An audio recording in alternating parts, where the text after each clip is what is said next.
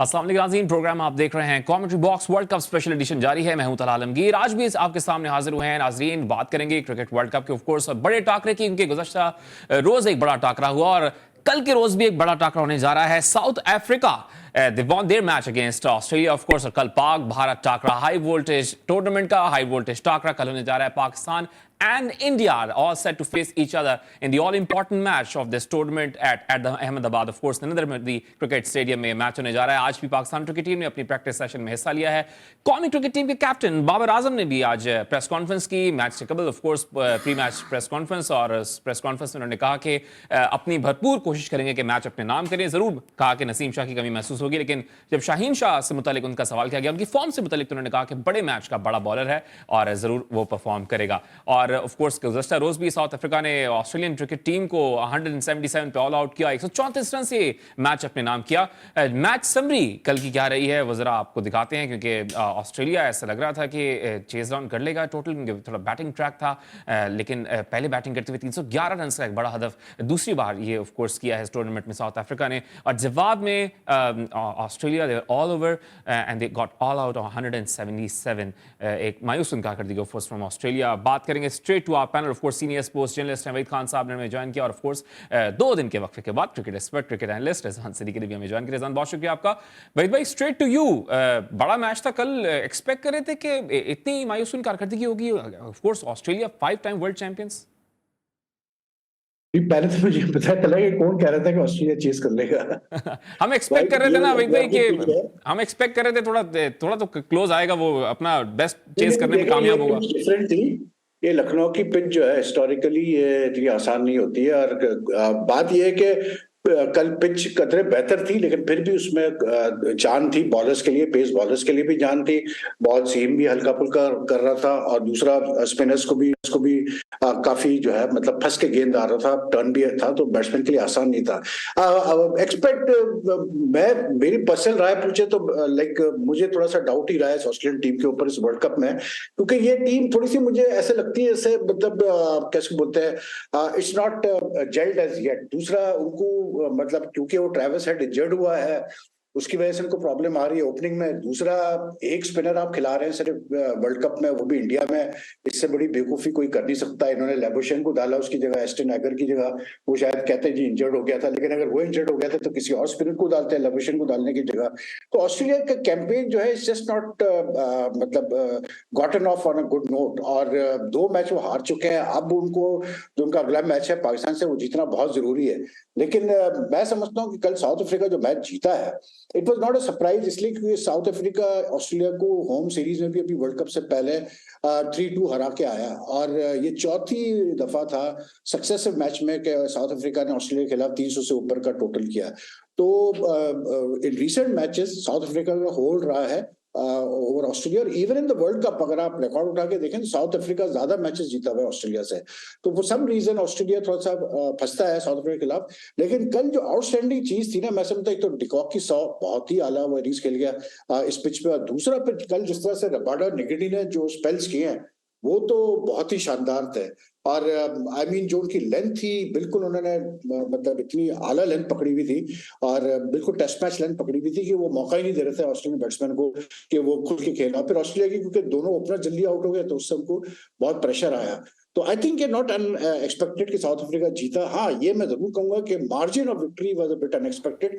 I would have thought कि Australia जो है थोड़ा और फाइट करता है, लेकिन 134 रन के मार्जिन से हारना बहुत बड़ा मार्जिन होता है। बिल्कुल बड़े मार्जिन से ऑफ शिकस्त का सामना करना पड़ा Australian cricket team. 5 time world champions है। Rizwan, do you want to add something on this? Because कल के मैच के बाद टेम्बा बबूना की लीडरशिप और कैप्टेंसी पर बहुत बात की जा रही है कि he is leading from the front. Of course खुद तो परफॉर्म नहीं कर पा रहे हैं with the bat in the last 2 matches.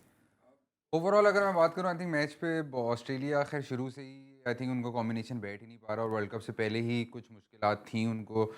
Warner बिल्कुल परफॉर्म करते हुए नहीं आ रहे, उनको तो ड्रॉप करने की बातें हो रही थी शुरू में। फिर इन्होंने मेकशिफ्ट मिच मार्श को ट्राई किया, जो कि बिल्कुल एंड 1-2 सीरीज़ पहले ही इन्होंने वर्ल्ड कप से पहले उसको ट्राई किया ओपन कराने का, और उसको फिर ओपन में एडजस्ट किया।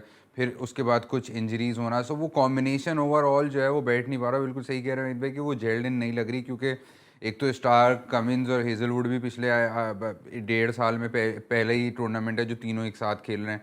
सो वो भी है, और फिर नई चेंजेस, और उसके बाद आई थिंक वो ओवरऑल ही काफ़ी सारे मुश्किलात हैं इस वक्त ऑस्ट्रेलिया को, और इससे निकलने के लिए, क्योंकि ऑस्ट्रेलिया है और मेंटली स्ट्रॉन्ग टीम है तो निकल सकती है, लेकिन काफ़ी एक बहुत ज़्यादा मेहनत और बहुत ज़्यादा कोशिशें करनी पड़ेंगी। बवूमा के हवाले से आई think Bavuma in terms of captaincy I think not so favourite person in south Africa, क्योंकि बहुत ज़्यादा तनकीद होती रही है उन पे पिछले कई सालों में। शायद कहा क्या जाता है, खैर कोटा बेस का जो सिस्टम है साउथ अफ्रीका में, उसकी वजह से भी कहा जाता है कि ये टीम का पार्ट है। So not so favourite in terms of captain, लेकिन आई थिंक कल और फिर इनके पिछले एक साल से कोई बहुत ज़्यादा रन भी नहीं आ रहे थे। जब कप्तान के रन आ जाए ना और पहली बैटिंग में उसके थोड़े बहुत रन आ जाएँ, तो उसकी कैप्टनसी सेकंड इनिंग में ओवरऑल ही ज़रा इंप्रूवमेंट आपको दिखती है, उसका कॉन्फिडेंस लेवल हाई होता है, एंड देन रन हो बोर्ड पे तो वो obviously that helps as well. So I think Bavuma के थोड़े से रन आने से, थोड़े कुछ अच्छे शॉट आने से आई थिंक ओवरऑल भी उनको एज इंडिविजुअल भी थोड़ा कॉन्फिडेंस आया होगा, और आई थिंक आगे जाते हुए वी कैन एक्सपेक्ट बहुत allot better from south Africa in terms of let's see कि आगे क्या परफॉर्म करते हैं। थोड़ा इजी मैचेस भी अब उनके आ रहे हैं। वहीद भाई, स्टीव स्मिथ के आउट पर भी बहुत तनकीद की जा रही है, टीवी एम्पायर पे बात की जा रही है, स्टॉइनिस से भी उन पर बात की, उस पर कुछ ऐड करेंगे? कल खासतौर पर सोशल मीडिया पे भी चल रहा था कि भी ये इंडिया के अंदर ही होता है इस तरह का, क्योंकि आपको याद होगा सचिन तेंदुलकर का भी एक going down the leg side, बेखाल में सईद अजमल की बॉल पे इस तरह की उस डिसीजन पे तनकीद हुई थी कि going down the leg side हो गया वो 2011 में। यार आप कहाँ से कहाँ किस चीज को मिला रहे हो भाई। बात यह है कि स्टीव स्मिथ जो है मतलब he was a bit unlucky, उसमें कोई शक नहीं। स्टॉइनिस उससे ज्यादा अनलकी था, क्योंकि मार्कस स्टॉइनिस का आप रिप्लेस ने क्लियर शो किया कि जब उसके ग्लव पे गेंद रख के डाउन द लेग साइड गई, जो डिकॉक ने कैच लिया, उस वक्त उसका उसका हाथ बल्ले पे नहीं था। तो ठीक है, उसका मतलब अनलकी। लेकिन स्टीव स्मिथ आई थिंक मतलब 50-50 था यार। ये जो हॉकाई सिस्टम है ना, ये ऐसी ही है, क्योंकि मतलब ये एक टेक्नोलॉजी है, तो टेक्नोलॉजी भी कभी गलत हो सकती है। और कल मतलब वो जो शो हुआ, अगर आप रिप्ले में देखें तो रबाडा की गेंद लेग पे पड़ के स्ट्रेटन अप हुई है, थोड़ा सा मतलब मिडिल की तरफ हुई है, जी। जिसकी वजह से हाइट का मसला था, लेकिन आई थिंक उसकी वजह से एम्पायर ने आउट दिया। लेकिन I don't think these two dismisses made a difference. The difference जो आया ना, वो आया जो कैचेस ड्रॉप किए ऑस्ट्रेलिया ने, 6 कैचेस कल ऑस्ट्रेलिया ने ड्रॉप किए हैं। तो जब आप 6 कैचेस ड्रॉप करेंगे against team like south Africa, आप देखें 49th ओवर में, और ऐसा नहीं कि हेजलवुड, कमिंस और स्टार्क ने बुरी बॉलिंग की, उन्होंने अच्छी बॉलिंग की है, लेकिन मसला ये कि फील्डर जब सपोर्ट नहीं कर रहा तो आप क्या करेंगे। 49th ओवर में कमिंस के उसको भी चांस मिला, क्या उसको बोलते हैं, एंड में जो 2 बैट्समैन बैटिंग कर रहे थे, दोनों को चांस मिला है, और इजी कैचेस थे जो स्टॉइनिस ने और स्टार्क ने छोड़ा है। तो आई थिंक कल ऑस्ट्रेलिया की ओवरऑल जो परफॉर्मेंस थी बड़ी रैगेड थी। देखिए, वार्नर इनका लिंच पिंच है। वार्नर अभी मतलब इन रिसेंट टाइम्स, थोड़ा सा मैं करेक्ट कर दूं, Warner has been in the runs. Warner runs कर रहा है, इस वर्ल्ड कप में भी वो रन्स करता आ रहा है, और इससे पहले भी जो है वो रन्स करता आ रहा है, उसकी फॉर्म वापस आ गई थी। लेकिन कल निगेटी ने बॉलिंग बहुत अच्छी की है। कल उसको जो 4 ओवर कराया निगेटी ने, वो मतलब आप सोचें 4 ओवर में सिर्फ 4 रन, और एंड में वो फ्रस्ट्रेट होकर जो है वो आउट हुआ है वार्नर। तो it was overall a very superior performance from south Africa, and that is why. But जैसे रिजवान ने कहा कि ऑस्ट्रेलियंस मेंटली बड़ी स्ट्रांग टीम है, इनकी बैटिंग में कोई इतना बड़ा फ्लॉ नहीं है, ठीक है ना। लेकिन आई जस्ट फील कि थोड़ा सा they need to sit down and मतलब फाइंड आउट कि कहाँ चीजें गलत इनकी हो रही है। एक स्पिनर सिर्फ से खेलने से इनको प्रॉब्लम आ रही है, उसमें कोई दो राय नहीं है, और उसमें भी जैम्पा फॉर्म में नहीं है, तो और ज्यादा उनके लिए मुसीबत हो गई है कि इन पिचेस पे तो भाई आप स्पिनर्स के बगैर कैसे खेल सकते हो। तो but I think until and unless Australia lose a third match, they are still very much there, और इनसे आप कुछ भी एक्सपेक्ट कर सकते हैं। ठीक है, सुपीरियर परफॉर्मेंस थी, of course super performance from south Africa. एक ब्रेक की तरफ जाने का कहा जा रहा है, ब्रेक की तरफ जाएंगे, वापस आएंगे तो ऑफ कोर्स बात करेंगे बड़े इवेंट के, बड़े टाकरे की। पाक भारत टाकरा कल अहमदाबाद क्रिकेट स्टेडियम में होने जा रहा है। क्या प्रिपरेशंस होंगी, पाकिस्तान की क्या लाइनअप चेंज हो सकती है, और किसकी इंपॉर्टेंस होगी कल ज्यादा, इससे बात करेंगे right back after commercial break.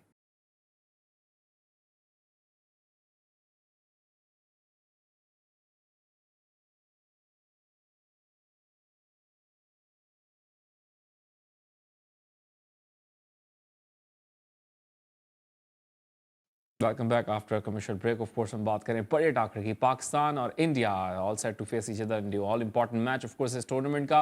और पैनल हमारे साथ ऑफ कोर्स मौजूद है। वहीद भाई, एक्सपेक्ट कर रहे हैं कोई चेंजेस, या सेम 11 जो श्रीलंका के अगेंस्ट थी, विनिंग कॉम्बिनेशन है, उसको बरकरार रखा जाएगा? आज प्रेस कॉन्फ्रेंस भी की है बाबर आजम ने। नहीं, जो नेट्स आज इन्होंने किए हैं वहां पर रखना कैसे अहमदाबाद में, तो उसमें तो जो मतलब स्पिनर्स को ये बॉलिंग करवा रहे थे, अलग से बॉलिंग कोच करवा रहे थे, तो उसमें तो शादाब, इफ्तिकार और नवाज ही थे। तो मैं नहीं समझता कोई चेंज होगी टीम में। उसका मतलब ये ओसामा को तो नहीं खिलाएंगे, तो बाकी बैटिंग तो वही रहेगी। तो I don't see any change in the team, यही टीम होगी, प्लेइंग 11 तो हमारी यही होनी चाहिए। ठीक है, डोंट रिस्पेक्ट की कोई चेंजेस होंगी। आप क्या कॉम्बिनेशन देख रहे हैं रिजवान, पाकिस्तान क्रिकेट टीम का अगेंस्ट इंडिया?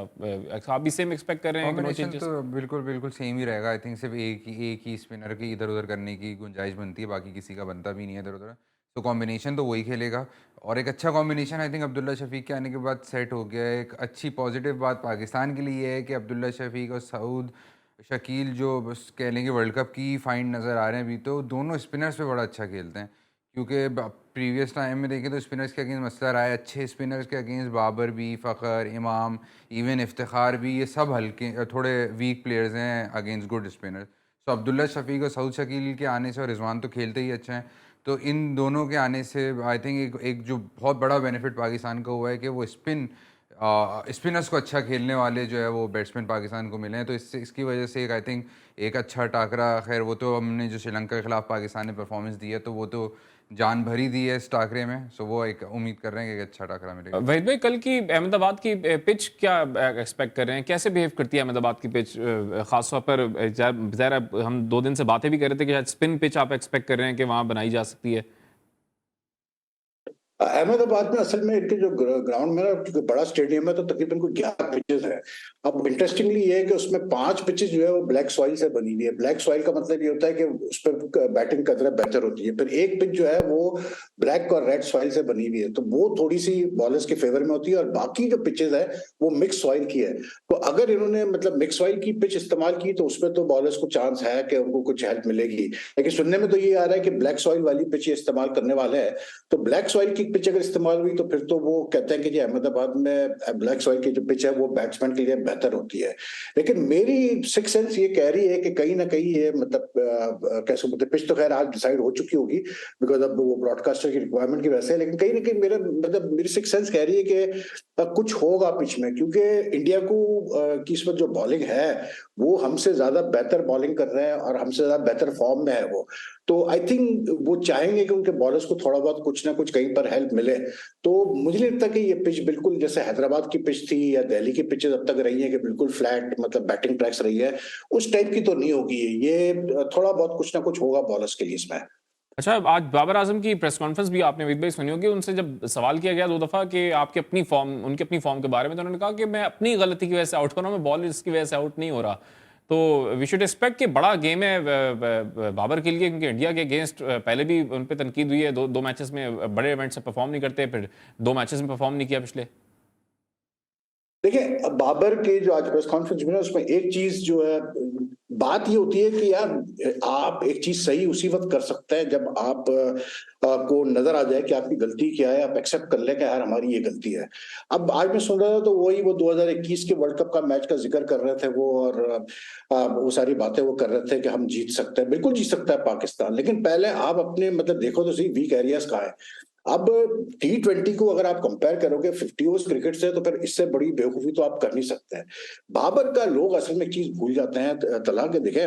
अब बाबर और कोहली की हम बात करते हैं, बाबर की बात करते हैं। अनफॉर्चुनेटली जब मिसबाह और यूनुस रिटायर हो गया 2017 में, एक साथ रिटायर हुए, तो बाबर को जो है ना वो मतलब वो जो होता है ना कि आपको एक आपके ड्रेसिंग रूम में सीनियर प्लेयर्स होते हैं 3-4 जो आपको गाइड करते हैं, आप उनसे सीखते हैं, फिर आप आगे बढ़ते हैं, उनकी वजह से आपका गेम बेहतर होता है। वो अनफॉर्चुनेटली बाबर को वो मौका मिला नहीं है, इसलिए क्योंकि 2017 के बाद सरफराज ही एक सबसे सीनियर प्लेयर था टीम में, और सरफराज खुद भी इतना ज्यादा मतलब I mean to be very honest, वो कोई ऐसा बैटिंग को लेकर कोई इतना बड़ा वो इंस्पिरेशन नहीं हो सकता दूसरों के लिए।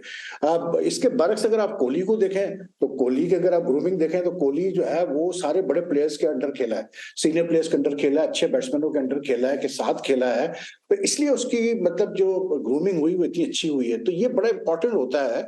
ये आजकल जो हमारे मतलब जो मसला एक आ रहा है हमारे बैटिंग में, अब अब्दुल्ला शफी की लोग बात तो कर रहे हैं, no doubt he is a good player. एक चीज तो देखें उसने प्रूव कर दी है कि उसके पास इंटरनेशनल क्रिकेट का टेम्परामेंट है, लेकिन he is not being tested as yet. In the sense कि वो अब तक अपनी सारी क्रिकेट श्रीलंका में या कैसे बोलते हैं बांग्लादेश में या पाकिस्तान में या यूएई में खेला है, वो इसी खित्ते में खेलता रहा है वो। अब्दुल्ला का हमें सही पता चलेगा जब ये जाके खेलेगा ऑस्ट्रेलिया में, इंग्लैंड में, साउथ अफ्रीका में, तो फिर हमें न्यूजीलैंड में, तो फिर हमें आइडिया होगा कि अब्दुल्ला कितना कॉम्पैक्ट ओपनर है। अभी तो जब बॉल मूव नहीं होती तो आप बैट्समैन हैंडल कर लेते हैं। और इस वर्ल्ड कप में अब तक जो है पिचेस ज्यादातर बैट्समैन के फेवर में रही है। उस दिन जो हैदराबाद में भी जो पिच थी वो बिल्कुल पट्टा थी। इवन रिजवान की मैं बात करूं, आपको याद होगा जो एशिया कप का मैच हुआ था जिसमें इंडिया जीता था हमसे, उसमें इंडिया ने तो 355 किए, लेकिन जब पाकिस्तान की बैटिंग आई थी तो for some reason under lights वो बिल्कुल पिच का बिहेवियर चेंज हुआ और बॉल मूव भी कर रही थी, बॉल स्पिन भी कर रही थी, और उसमें फिर आपको पता है हमारा हाल क्या हुआ, हमारी बैटिंग 128 पे ढेर हो गई थी। तो आई थिंक अभी रियल टेस्ट आना है हमारे बैट्समैनों का। और दुआ यही है कि इसी तरह फॉर्म रहे अब्दुल्ला की भी और रिजवान की भी, और बाकी इमाम की भी फॉर्म आ जाए, बाबर की भी आ जाए। लेकिन at the end of the day याद रखिएगा तला कि आप प्रोफेशनल क्रिकेटर है ना, तो आपको ये सारे चैलेंजेस खुद हैंडल करने पड़ते हैं, आपको खुद तैयारी करनी पड़ती है बड़े मैचेस की। तो बाबर हमें कहने की जरूरत नहीं है कि बाबर को खुद रियलाइजेशन है कि उसको रन करने की जरूरत है, खास करके कल के मैच में। तो आई एम प्रीटी श्योर कि वो तैयारी करके आएगा कल के मैच में, और होपफुली जो है वो उस तरह से आउट नहीं होगा जिस तरह वो पहले 2 मैचेस में आउट हुआ है। बिल्कुल। अच्छा रिजवान, जैसे आज बाबर ने भी प्रेस कॉन्फ्रेंस में बात की कि शाहीन शाह अफरीदी एक बड़ा मैच का बड़ा बॉलर है, तो ज़रूर वो परफॉर्म करेगा कल के मैच में, लेकिन मिस करेंगे शाहीन शाह, कह रहे हैं नसीम शाह को कि इंजरी तो हो गई, क्योंकि ज़रा इंडिया के खिलाफ अच्छा परफॉर्म किया था उन्होंने पहले मैच की बात करूँ जब 271 पे शायद ओवरऑल ही खैर मिस तो कर रहे हैं उनको, लेकिन हाँ शाहीन शाह जाहिर से बड़े प्लेयर है, कभी भी वापस हो सकता है, चाहे बाबर हो शाहीन हो। आई थिंक इन दोनों ऐसे प्लेयर्स हैं कि इनके लिए जैसे कहते हैं ना कि स्टेज जो है वो सही से सज चुका है।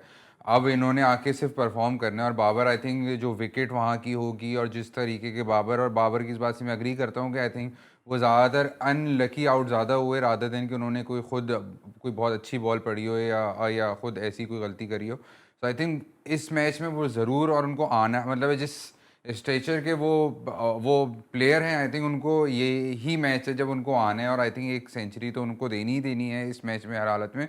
बट आई थिंक ग्राउंड और ये सारी चीज़ें तो हैं ही हैं, एक प्रेशर हैंडल करना वो भी एक बहुत बड़ा चैलेंज होगा, क्योंकि अभी तक जहाँ पे भी आप खेलें दोनों साइड का क्राउड होता है। अब इंडिया में सबसे बड़ा ग्राउंड कैपेसिटी वाइज 132,000 की कैपेसिटी, एक बंदा इंडियन होगा वहाँ पे, कोई पाकिस्तान को जो वहाँ के हालात हैं, कोई पाकिस्तान को सपोर्ट करना भी चाहता होगा तो वो नहीं कर रहा होगा वहाँ पे।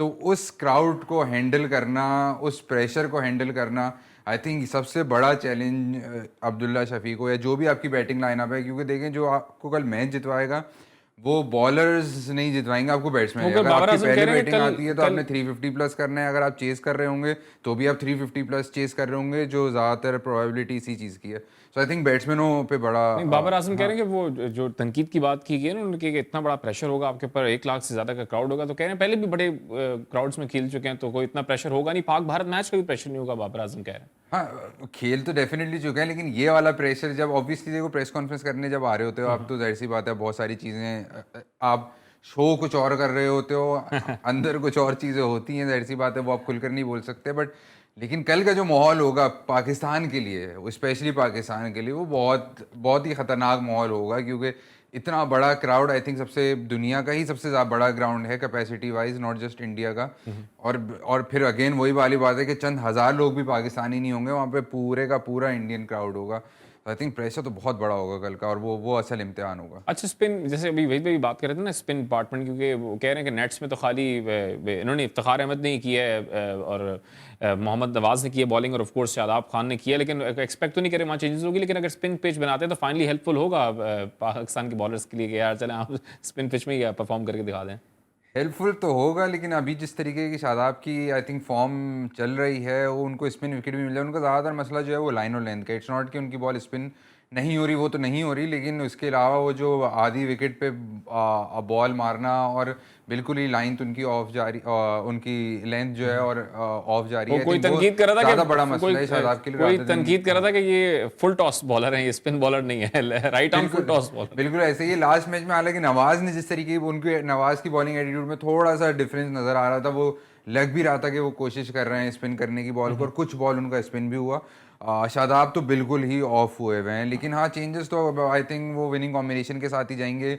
बनता ही है कि अगर कोई ड्रॉप हो शाह मीर की जगह बनाए तो वो शादाब ही बनाए, लेकिन क्योंकि Shadab obviously being a vice captain और जिस तरीके से उनकी and of value course we don't expect कि इतनी बड़ी कुछ चेंज होगी before Pak Bharat match. Of course बड़ा टाकरा है। एक ब्रेक की तरफ जाएंगे, ब्रेक से वापस आएंगे तो मजीद इस बारे में बात करेंगे कि ये तनकीद भी हो रही है शाहीन शाह अफरीदी के ऊपर कि शायद उन्होंने अब बॉलिंग कोच से रब्ता किया होगा कि क्या उनके एंगल का प्रॉब्लम है या इंजरी के बाद मसाइल मजीद बढ़ गए हैं। इस बात करेंगे कमर्शियल ब्रेक के बाद।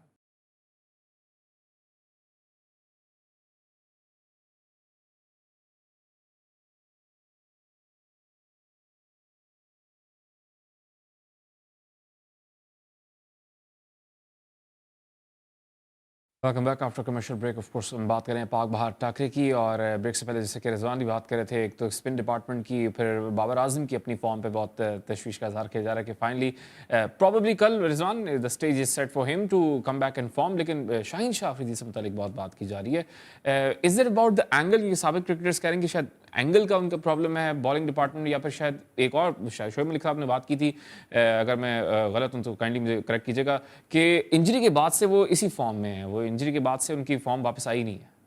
इंजरी के बाद तो खैर उनकी फॉर्म आ गई थी। अगर आप ऑस्ट्रेलिया में वर्ल्ड कप जो हुआ था T20, उन्होंने भी आखिर में उन्होंने भी अच्छी बॉलिंग करना शुरू कर दी थी। बट आई थिंक अगर ओवरऑल बात करें टेक्निकली तो नहीं, लेकिन वो अभी फिटनेस के मसले ही नज़र आ रहे हैं, ऑफ कलर लग रहे हैं। ऑफ कलर लग रहे हैं।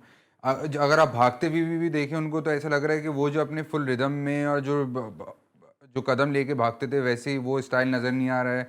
बॉलिंग की पेस भी कम हुई हुई है, 132 140 135 कर रहे हैं, जो 140 142 42 की पेस पे जब स्विंग होता था तो उसका इम्पैक्ट ही डिफरेंट होता था। तो ये सारी चीज़ें आई थिंक सारी चीज़ें इशारा तो उसी तरफ कर रही हैं कि अगेन उनके जो नी का प्रॉब्लम था वो दोबारा कुछ निकल गया। क्योंकि ये वाली इंजरीज ऐसी होती हैं कि कभी भी जो है वापस तकलीफ़ करना शुरू हो जाती हैं। और जिस तरीके से शाहीन ऑब्वियसली उन्होंने उस हिसाब से शायद रेस्ट भी नहीं किया इंजरी का जो करना चाहिए था। हर लीग में भी गए, वो 100 भी उन्होंने खेली, हर इंटरनेशनल मैच भी पाकिस्तान का खेला। हमारे प्लेयर्स का आपको पता है कि रेस्ट लेने पे इतना बिलीव ही नहीं रखते, तो उनको हर मैच में खुद होना जरूरी है। लंका प्रीमियर लीग भी खेल ली थी ना उन्होंने, और नसीम शाह की इंजरी भी वहीं से चल रही थी कि थोड़ा शायद शोल्डर प्रॉब्लम को सबसे अब तो सर्जरी भी करवा ली है। तो ये तनकीद तो पाकिस्तानी स्टार्स पे, प्लेयर्स पे हमेशा होती रही है, खास अपने क्रिकेट बोर्ड पे रिजवान के एनओसी आप दे देते हैं जब भी आते हैं प्लेयर्स के, भाई हमने ये लीग खेलनी है, T10 खेलनी है या 100 लीग खेलनी है, तो एनओसी जारी कर दिया। प्लेयर्स तो जाहिर सी बात है पैसे के लिए वो तो चाहेगा ही कि मैं हर लीग का पार्ट बनूं। बट ये इसके लोड मैनेजमेंट जो है वो पीसीबी का ज़्यादा काम है कि किसके लिए एनओसी देनी है, किसके। अभी अगर आप देखें बीपीएल जो बांग्लादेश प्रीमियर लीग, उसके लिए भी बाबर आजम का नाम गया हुआ है और उनकी तरफ से तो अनाउंसमेंट यही है कि Babar Azam is a part of BPL now, और उस पर वो काफ़ी मार्केटिंग कैंपेन भी कर रहे हैं। सो अगर बाबर आजम में लंका प्रीमियर लीग, बीपीएल ये वाली लीग्स खेलनी है तो फिर तो जाहिर सी बात है इंजरी के मसले आएंगे ही आएंगे। जितना आजकल ट्रैवलिंग चल रही है, चाहे वो एक टाइम पे कैरेबियन प्रीमियर लीग है तो वहाँ से उठ के फिर बांग्लादेश, तो श्रीलंका, तो वर्ल्ड वाइड ट्रैवल, फिर पाकिस्तान की अपनी जो सीरीज़ हैं, इवन वो अगेंस्ट जो आप कह लो कि माइनर टीम्स के अगेंस्ट भी हैं तो उसमें भी आपको रेस्ट नहीं लेना। उसमें भी आप देखें रिजवान वगैरह सब खुद ही मौजूद होते हैं। जो बेंच स्ट्रेंथ आपकी जो आज नहीं बन पाई उसका रीज़न भी यही है कि ये खुद ही हर मैच खेल रहे होते हैं, ना वसीम जूनियर ना किसी और प्लेयर को मौका मिलता है, तो वो भी साथ बैठा नेट बॉलर ही बन जाता है रादर देन कि वो डोमेस्टिक में जाके भी नहीं खेल पाता और वो उसको इंटरनेशनल भी नहीं मिल रही, तो वो मैच प्रैक्टिस मिलती नहीं है। उसके अलावा वो नेट बॉलर ही रह जाता है, उनकी मैचेस से ज़्यादा उनके नेट्स होते हैं। अभी हम ये बात कर रहे थे ना कि अभी 9 मैचेस हैं, अगर कोई इंजरी होती है तो पीछे तो बैकअप आपके पास कौन होंगे? इस पे हम ऑफ कोर्स बात करें, वहीद खान साहब भी हमारे साथ हैं। वहीद भाई, अभी हम ज़ाहिर शाहीन शाह अफरीदी की फॉर्म पे बात कर रहे थे। आपने भी जब श्रीलंका का मैच हो रहा था तो आपने कहा था कि शायद वो मैच भी इंजरी के साथ खेल रहे थे। तो अभी साबिक क्रिकेटर्स भी बात कर रहे हैं कि शायद एंगल का मसला है या शायद जब इंजरी से वापस आए हैं तब से ही उनकी फॉर्म वापस नहीं आ रही। आपकी क्या इनसाइट्स है शाहीन शाह अफरीदी की फॉर्म पे? वो तो आज टीम मैनेजमेंट ने बोल दिया ना कि जब ये एशिया कप खेल रहा था तो फील्डिंग करते हुए इसके थंब में इंजरी हुई, इसकी उंगलियों में इंजरी हुई, चोट लगी है, तो उस पर स्वेलिंग वगैरह थी, लेकिन वो खेलता रहा है। तो ऑब्वियसली बात है यार, देखिए एक फास्ट बॉलर को कहीं पर भी कोई निगलिंग इंजरी हो या कोई ऐसी चीज हो कि उंगली पे चोट लगी हुई हो तो वो फर्क पड़ता है, साइकोलॉजिकल एक बड़ा इम्पैक्ट पड़ता है। तो अब क्योंकि नसीम शाह भी नहीं है, तो अब इनकी मजबूरी है शाहीन शाह को खिलाना। तो I don't know whether is 100%, ये क्लेम तो कर रहे हैं कि नहीं अब तो 100% फिट है और कोई ऐसा मसला नहीं है, लेकिन आई डोंट नो यार, सीधी सी बात है, क्योंकि बैकअप में हमारे पास कोई इस वक्त है नहीं, क्योंकि जो यहाँ जो फास्ट बॉलर है वो भी इंजर्ड है, रिकवर कर रहे हैं इंजरी से, तो थोड़ी सी मुश्किल हालात हैं। लेकिन ये चीज मैं क्लियर बता दूं, देखें तला, कल का जो मैच है ना, it will depend more than Babar, it will depend a lot on Shaheen Shah Afridi, क्योंकि मैं जिस तरह से इस पाकिस्तान अटैक को देखता हूँ, ये पाकिस्तान अटैक अगर शाहीन शाह अफरीदी नई गेंद का अच्छा इस्तेमाल करता है और विकेट ले लेता है अर्ली ऑन, तो फिर इस पाकिस्तान टीम की जो बॉलिंग अटैक है, बाकी बॉलर्स उनको सपोर्ट मिलती है, तो फिर आप उम्मीद कर सकते हैं कि वो अच्छी बॉलिंग करेंगे। और अगर हम पहले बैटिंग करते हैं, मतलब अगर इंडिया पहले बैटिंग करता है, सेकंड बैटिंग करके चेस करता है, तो वो रिस्ट्रिक्ट कर सकता है इंडिया को। लेकिन अगर शाहीन नई गेंद से नहीं फायदा उठा पाया, नई गेंद का, तो फिर बड़ा मुश्किल हो जाएगा, क्योंकि फिर ये हमारे बॉलर्स प्रेशर ले नहीं पाते हैं अगर ऊपर से शाहीन विकेट्स नहीं लेता नई गेंद से। तो आई थिंक शाहीन का रोल बहुत क्रिटिकल है कल के मैच में, मोर सो देन बाबर। बाबर तो मतलब चले, अच्छा ये है कि हमारे दूसरे बैट्समैन फॉर्म में है, तो इसलिए इतना आपको प्रॉब्लम नहीं आ रहा है। लेकिन एक चीज मैं आपको बता दूं तला, मसला ये है कि हमने इस वनडे वर्ल्ड कप की तैयारी पता नहीं उस तरह से की जिस तरह, या नहीं की जिस तरह हमें करनी चाहिए थी, क्योंकि जब आप इतने बड़े टूर्नामेंट में जाते हैं तो आपको मतलब ना सिर्फ प्लान ए होता है, बी सी सारे प्लान रखने पड़ते हैं। और ये इंजरीज तो आजकल के क्रिकेट में होते हैं, जब आप अपने प्लेयर्स को इजाजत दे रहे हैं लीग जाके खेलने की, तो ये इंजरीज के मसले तो आएंगे, तो इसीलिए प्लान बी सी तैयार किया जाता है। तो अब ये जो बात होती है कि नसीम शाह के ना होने से फर्क पड़ा, भाई नसीम शाह अब नहीं है, आप भूल जाए नसीम शाह को। जो टीम अपने किसी टीम का मेन प्लेयर अगर नहीं है और आप बार बार उसका जिक्र करेंगे, तो उसका मतलब ये है कि फिर आपका एक बड़ा डिफीटेड एटीट्यूड आप शो कर रहे हैं। होना ये चाहिए कि आज के प्रेस कॉन्फ्रेंस में भी जब बाबर से अगर पूछा भी गया था, तो बाबर को सिंपली ये कहना चाहिए था कि वी विश के वो मतलब जल्दी रिकवर हो जाए, अनफॉर्चुनेट है कि उसने वर्ल्ड कप मिस किया, लेकिन हमारे दूसरे बॉलर्स हैं, बात खत्म थी। अब ये बार बार आप एम्फेसाइज कर रहे हैं कि नसीम शाह को हम मिस कर रहे हैं, मिस कर रहे हैं, मिस कर रहे हैं, तो आप ये भी तो देखें ना कि अगर नसीम शाह नहीं खेलता है, तो फिर नसीम शाह खेलता है तो शायद हसन अली नहीं खेलता, जो कि आपका बेस्ट बॉलर रहा है अब तक इस टूर्नामेंट में। तो बात ये कि one has to move on, मतलब भूल जाए जो नहीं खेल रहा उसके बारे में भूल जाए। मतलब 2003 में शेन वॉर्न वर्ल्ड कप से पहले जो है वो बाहर हो गया था फेल्ड डोप टेस्ट में, ऑस्ट्रेलिया फिर भी वर्ल्ड कप जीता। तो मसला यही है कि हम थोड़ा सा, मुझे कभी कभी फील आती है कि ये पाकिस्तान टीम जो है हमारी, कल का मैच भी जो है, it's all about your attitude. अगर आपकी बॉडी लैंग्वेज में कॉन्फिडेंस है, अगर आपको पूरा बिलीफ है, आपका एटीट्यूड पॉजिटिव है, तो आप यार किसी टीम को भी हरा सकते हैं। ऐसी बात नहीं है कि आप नहीं हरा सकते इनको, इंडिया को। लेकिन एटीट्यूड की बात है ना, अगर आप एटीट्यूड रखेंगे, put aside the excuses and just go for the kill, फिर देखें आप क्या होता है। अच्छा, कल का मैच इसलिए भी इंपॉर्टेंट है वहीद भाई क्योंकि ऑस्ट्रेलिया अपने 2 मैचेस हार चुका है, तो अगला मैच हमारा इंडिया के बाद तो ऑस्ट्रेलिया से है, तो वो भी और जोर से आएगी वो हमारे साथ।